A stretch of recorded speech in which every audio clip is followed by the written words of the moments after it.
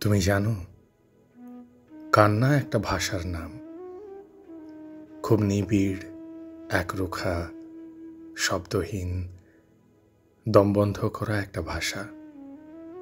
সবাই এই ভাষা বোঝে না, শুনতে পায় না। মানুষ যতখানি মুখে বলতে পারে না, সেটা সে অবিরাম কেঁদে দেয়। তার গলা বেয়ে নেমে আসা প্রতিটা জলকণাই স্বরবর্ণ, ব্যঞ্জনবর্ণ, যা দিয়ে লেখা যেতে পারে অভিমান, উৎকণ্ঠা, তীব্র আবেগ কিংবা হারানোর ভয়।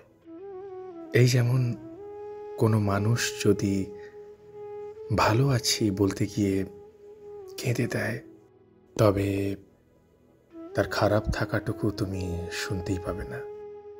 সে নিজের ঠোঁট দাঁতে কামড়ে যত সম্ভব গলার কাছে কষ্ট দলা পাকিয়ে নেবে।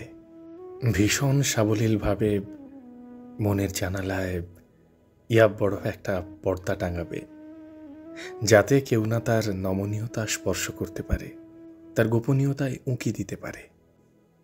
আসলেই যারা কাঁদতে পারে, তাদের মতো আড়াল করার ক্ষমতা কারো থাকে না।